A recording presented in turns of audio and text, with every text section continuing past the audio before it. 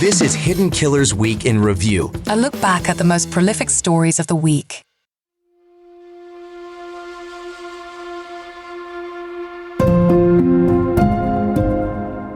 Picture this. You're a college student, it's 4 a.m., and you hear your roommate upstairs saying, "There's someone here." Not unusual, right? Maybe she brought someone home? Then you hear crying. A man's voice saying, "It's okay. I'm going to help you." Still not necessarily alarming, could be comforting a drunk friend. But then you see him. A figure in black, about 5'10", bushy eyebrows, walking past your door toward the back exit, and something feels wrong. Dylan Mortensen went back to her room and locked the door. 6 hours later, she'd learned that decision allegedly saved her life.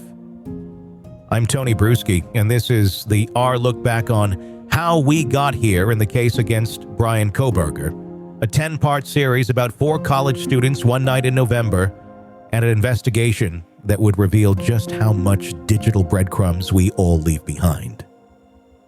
Moscow, Idaho is a college town in the northern part of the state, home to the University of Idaho. It's the kind of place where violent crime is extraordinarily rare.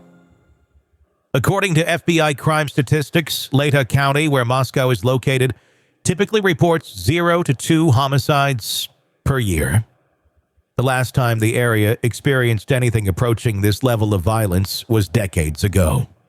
The University of Idaho dominates the town's identity. Founded in 1889, it's the state's land-grant institution and the primary economic driver for the region.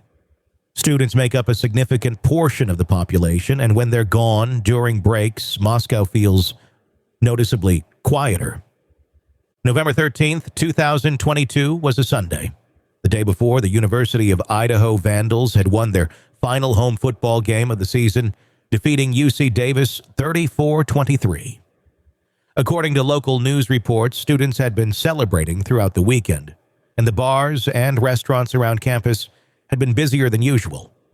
4 friends were about to become the center of one of the most documented murder investigations in Idaho's recent history. But before we get to that night, let me introduce you to them properly, because they were real people with real lives, real dreams, and real families who loved them.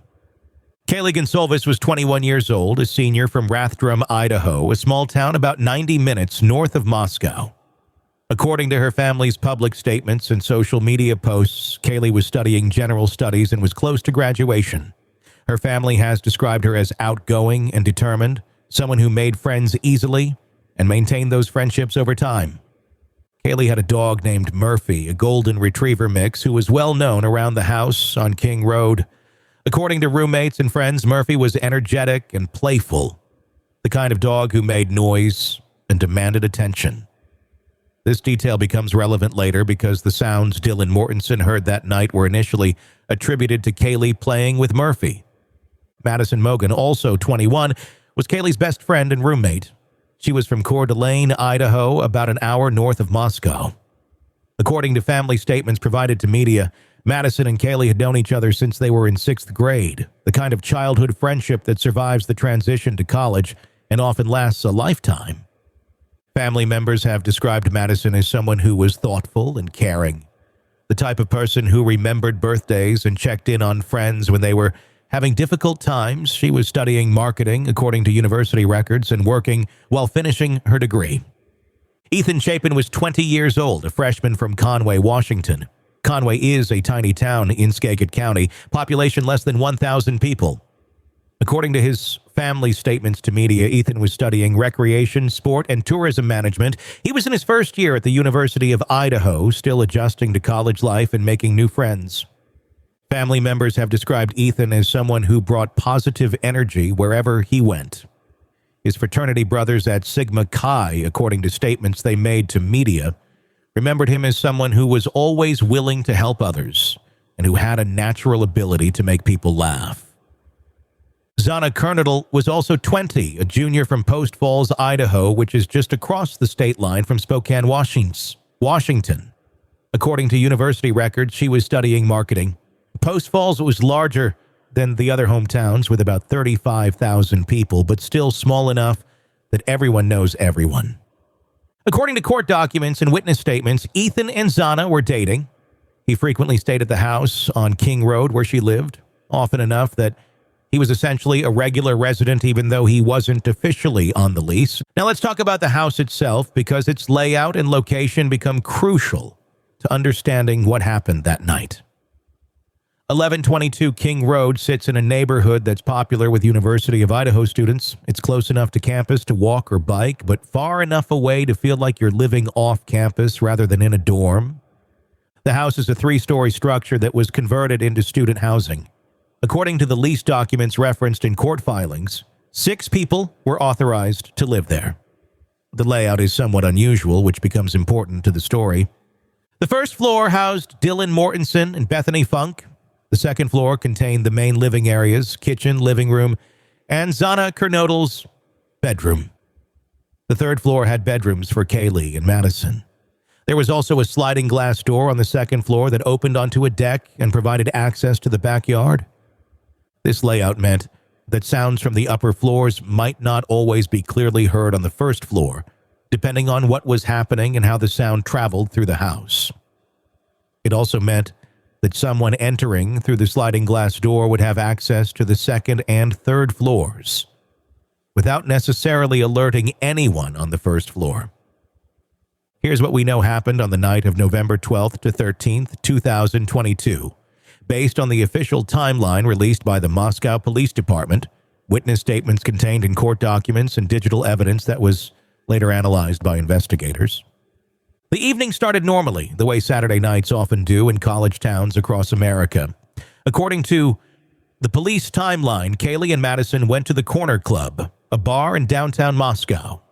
This is an establishment that's popular with university students, the kind of place where you go to meet friends and celebrate the end of another week. Meanwhile, Ethan and Zana attended a party at the Sigma Chi fraternity house. According to witness statements contained in court documents, this was a typical fraternity party, loud music, socializing, the kind of gathering that happens on college campuses every weekend. At some point during the evening, both groups made the decision to head home. According to the Moscow Police Department's official timeline, both pairs returned to 1122 King Road around 1:45 a.m. on November 13th. But before they got home, Kaylee and Madison made a stop that would later provide crucial evidence for investigators. At approximately 1:40 a.m., surveillance cameras captured them at a food truck downtown. This food truck, known locally as the Grub Truck, operates late hours specifically to serve students who are leaving bars and parties. The surveillance footage shows Kaylee and Madison ordering food and interacting normally with other customers. They appear to be in good spirits, behaving like college students who have been drinking but are not impaired to the point of concern. This footage would later be analyzed frame by investigators looking for any signs of someone following them or paying unusual attention to them. After getting their food, they received a ride home from what Moscow police described as a private party, meaning someone they knew personally, not a commercial rideshare service.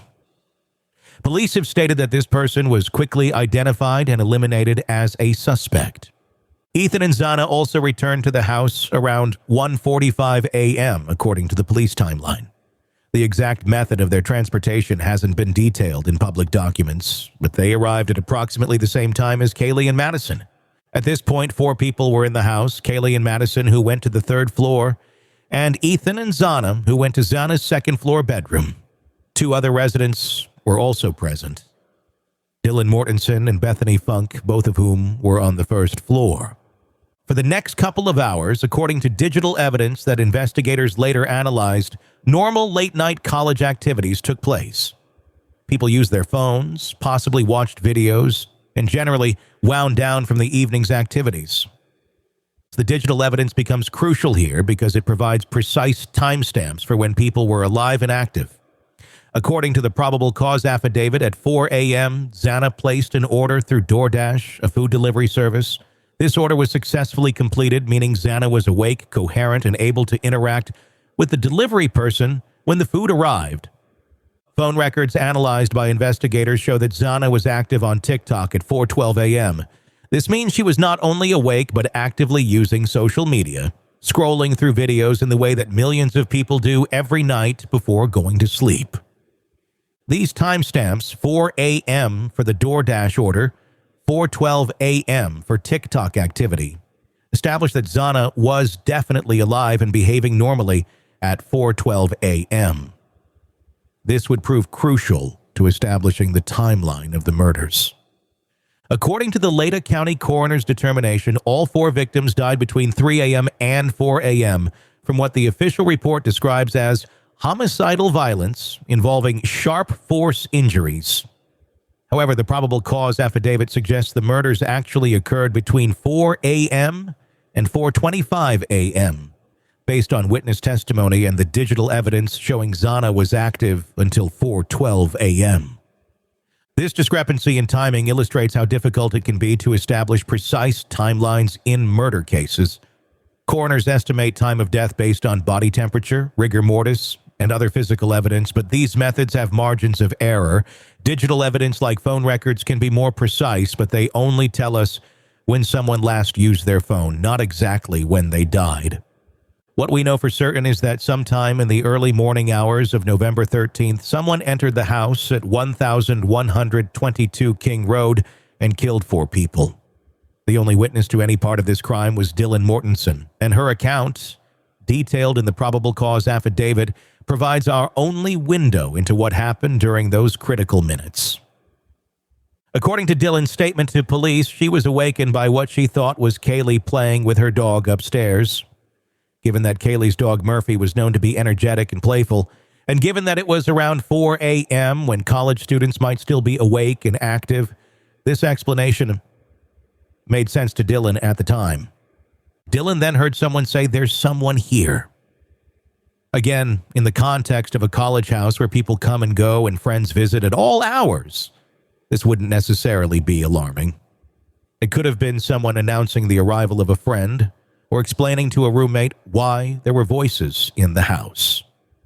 But then Dylan heard crying from what she believed was Zana's room on the second floor. This was more concerning, but crying isn't necessarily indicative of mortal danger. College students cry about relationship problems, academic stress, family issues, and countless other things that are emotionally devastating at age 20, but not life-threatening. Dylan then heard a male voice saying, "It's okay, I'm going to help you."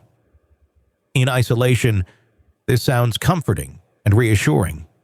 Someone was offering assistance to someone who was crying. It could have been Ethan comforting Zana, or a friend helping with some crisis, or any number of innocent explanations.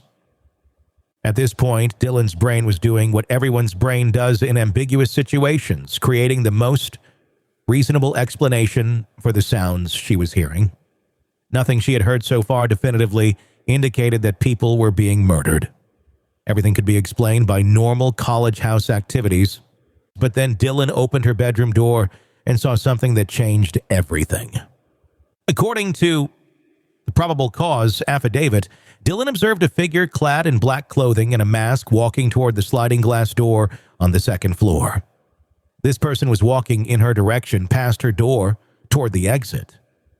Dylan's description of this figure provided to police and detailed in the court documents is remarkably specific considering the circumstances. She described the person as male, 5 feet 10 inches or taller, with bushy eyebrows.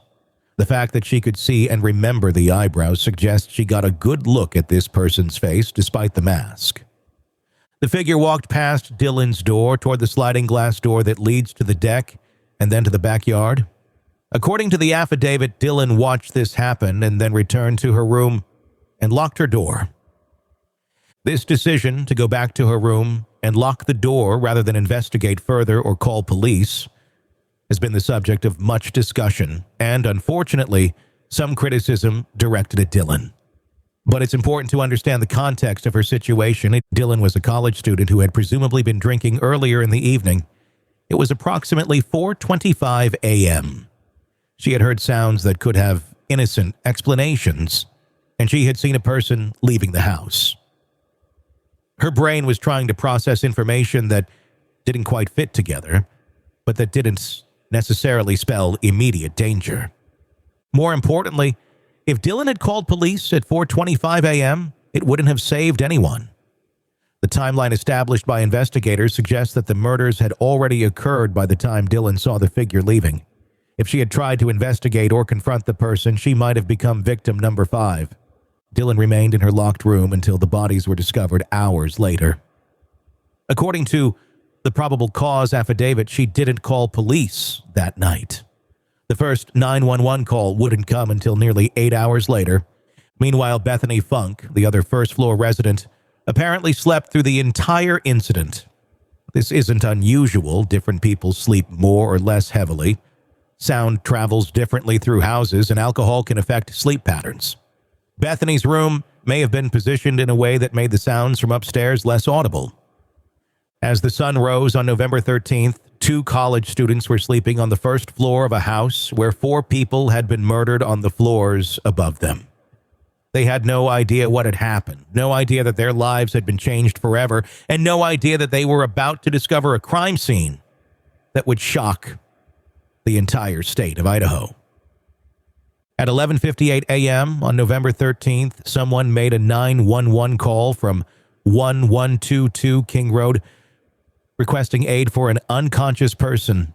The exact circumstances of this call, who made it, what prompted it, and what the caller actually saw have not been fully disclosed by police, who are protecting the privacy of witnesses and the integrity of their investigation. What we do know is that when Moscow police and emergency medical personnel arrived at the house, they found 4 people dead from multiple stab wounds. The scene was immediately secured as a crime scene, and what would become one of the largest criminal investigations in Idaho's recent history was officially underway. The first officers on scene would have immediately recognized that this was not a typical emergency call. 4 people dead from stab wounds in a college town where violent crime is nearly non-existent meant this was going to be a major case requiring significant resources. Within hours, the scene was crawling with investigators from multiple agencies. Moscow police took the lead, but they immediately requested assistance from Idaho State Police and the FBI. A case involving 4 murder victims requires forensic expertise, manpower, and investigative resources that a small-town police department simply doesn't possess. The crime scene itself told a disturbing story. According to official statements from law enforcement, there were no signs of forced entry. This detail immediately raised questions about how the killer gained access to the house. Either the doors were unlocked, the killer had a key, or someone let him in.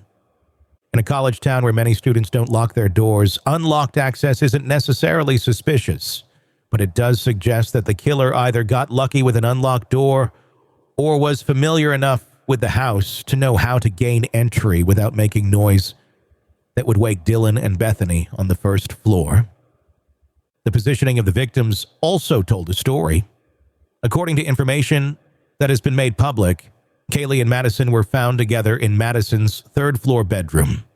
Ethan and Xana were found in Xana's second-floor bedroom. The fact that Kaylee and Madison were together suggests they may have been talking or socializing when the attack began. The Leda County coroner, Kathy Mabbitt, conducted autopsies on all 4 victims. According to her official report, all 4 died from homicidal violence involving sharp force injuries, medical terminology for stab wounds. The coroner determined there was no evidence of sexual assault, which helped investigators understand that this was not a sexually motivated crime. The autopsy report also revealed that the victims were stabbed multiple times with what investigators described as a large, fixed-blade knife. According to the coroner's findings, at least 1 victim had defensive wounds, indicating they fought back against their attacker. This suggests that at least one of the victims was awake and aware when the attack began. The weapon used in the attack was never recovered. Investigators conducted extensive searches of the area around the house, including dumpsters, storm drains, and wooded areas, but the knife was never found. This suggests that the killer took it with him when he left, which indicates a level of planning and presence of mind that ruled out a completely spontaneous attack. However, the killer did leave behind one crucial piece of evidence: a tan leather knife sheath found on the bed next to Madison Mogen's body. According to the probable cause affidavit, this sheath would prove to be the key piece of physical evidence that would eventually solve the case. The knife sheath is what's called a Ka-bar style sheath, a leather holder designed to carry a large fixed blade knife. These sheaths are commonly available at sporting goods stores, military surplus stores, and online retailers. There's nothing unusual about owning one, but leaving it at a murder scene is either incredibly careless or incredibly arrogant. More importantly for investigators, the sheath contained DNA evidence. According to court documents, Idaho State Lab forensic scientists were able to extract what they described as a single-source male DNA profile from the button snap of the sheath. This DNA would become the cornerstone of the entire investigation. DNA evidence in murder cases can be tricky. Sometimes there's a lot of it, sometimes very little. Sometimes it's degraded or contaminated. In this case, investigators got lucky. They had what appears to be clean, single-source DNA that could be used for comparison purposes. But having DNA is only useful if you have something to compare it to. The DNA profile from the knife sheath would need to be run through various databases to see if there was a match with known offenders. If that didn't work, investigators would need to use more advanced techniques like investigative genetic genealogy. Within hours of the discovery of the bodies, Moscow Police Chief James Fry held a press conference to address the community's concerns. His initial statement would later prove problematic. "We do not believe there is an ongoing community risk based on information we have at this time."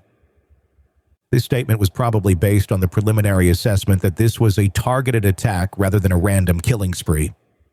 If the killer specifically targeted these 4 individuals, then other members of the community might not be at risk, but targeted doesn't necessarily mean safe, and the distinction proved difficult to communicate effectively. 3 days later, on November 16th, Chief Fry held another press conference with a significantly different message. "We cannot say that there is no threat to the community." This revision acknowledged the reality that until the killer was caught, no one could guarantee community safety. The change in messaging reflected the difficulty law enforcement faces in balancing public safety with public panic. Say too little and people accuse you of hiding information. Say too much and you might compromise the investigation or create unnecessary fear. Chief Fry's experience illustrates how difficult it is to manage public communication during a major criminal investigation. The community reaction was immediate and intense. Moscow had always been a place where people felt safe, where students walked alone at night without worry, where residents often didn't lock their doors. The quadruple murder shattered that sense of security completely. Local news reports documented how quickly the community changed. Hardware stores reported runs on door locks and security systems. Students began traveling in groups and avoiding walking alone after dark. Parents called their children at the university to discuss safety plans, and some even pulled their students out of school temporarily. The University of Idaho immediately canceled classes for November 14th and implemented additional security measures. According to university statements, counseling services were expanded to help students and staff process the tragedy. Many students chose to leave early for Thanksgiving break, which was scheduled to begin the following week. The economic impact on the town was also immediate. Local businesses reported decreased foot traffic as people avoided going out unnecessarily. Restaurants and bars that normally thrived on student customers saw significant decreases in business as students either left town or stayed home. The investigation itself was unlike anything Moscow had ever seen. The FBI established a tip line that, according to official statements, would eventually receive more than 2,600 emails and 2,700 phone calls from people who thought they had information relevant to the case. Processing this volume of tips required significant manpower. Every call and email had to be evaluated to determine if it contained actionable information. Most tips in cases like this turn out to be well-intentioned but ultimately unhelpful, but investigators can't afford to ignore any of them. The FBI also brought in specialized equipment and expertise that the local department didn't possess. This included advanced forensic tools, behavioral analysts who could help develop a profile of the killer, and digital forensic specialists who could analyze the massive amount of electronic evidence the case would generate. According to official statements from law enforcement, the investigation involved the execution of more than 50 search warrants over the following weeks. These warrants allowed investigators to search homes, vehicles, and electronic devices belonging to anyone who might have information relevant to the case. The crime scene itself was processed with extraordinary thoroughness. According to court documents, investigators collected 113 pieces of physical evidence and took more than 4,000 photographs. Every potential piece of evidence was cataloged, photographed, and sent for analysis. This level of documentation is standard in major homicide cases, but the numbers illustrate the complexity of processing a scene where 4 people were killed. Every blood stain, every fingerprint, every fiber or hair has to be collected and analyzed to determine if it's relevant to solving the case. The digital evidence was equally extensive. Investigators had to analyze phone records, social media accounts, app usage, location data, and financial records for all 4 victims. They also had to identify and analyze similar data for anyone who had recent contact with the victims. This digital forensics work is extraordinarily time-consuming and requires specialized expertise. Every text message, every social media interaction, every app notification creates a digital record that might be relevant to understanding the victim's final hours. As December approached, investigators were working around the clock, processing evidence and following leads.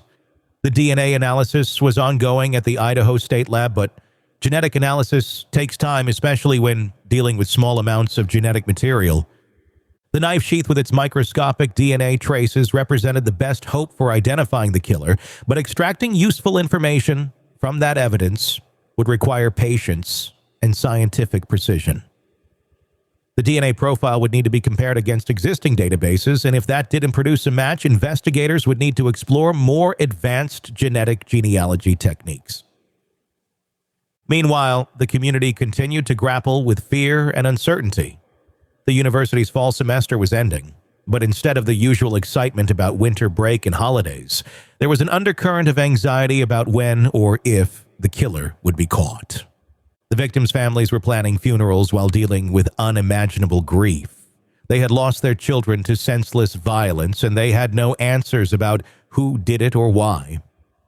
The only thing they could do was trust that investigators would eventually find justice for Kaylee, Madison, Ethan, and Zana.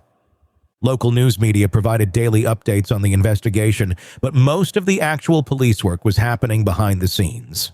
Investigators couldn't share details about their methods or findings without potentially compromising their case, so the public was left to wait and wonder. As 2022 came to an end, the case remained unsolved, but investigators had DNA evidence, digital footprints, surveillance footage, and thousands of tips to work with. They also had something the killer probably didn't expect: advanced forensic techniques that could potentially identify him even if his DNA wasn't in any existing database. The microscopic traces of genetic material on a leather knife sheath were about to become the thread that would unravel what someone thought was the perfect crime. The digital breadcrumbs left by phones and apps would create a trail leading directly to a suspect, and the community of Moscow, Idaho, would eventually learn that sometimes predators hide in the most unlikely places. 4 friends went to sleep on November 13th, 2022. Only 2 woke up, but the evidence they left behind, digital, physical, and genetic, would eventually tell a story that no killer could have anticipated. In an age where privacy is an illusion and everyone leaves traces. Next time on Bryan Kohberger, How We Got Here, how a community under siege began to change forever, how investigators processed thousands of tips while advanced DNA analysis continued in laboratory, and how the first digital breadcrumbs began pointing toward a white Elantra that someone definitely didn't want police to find.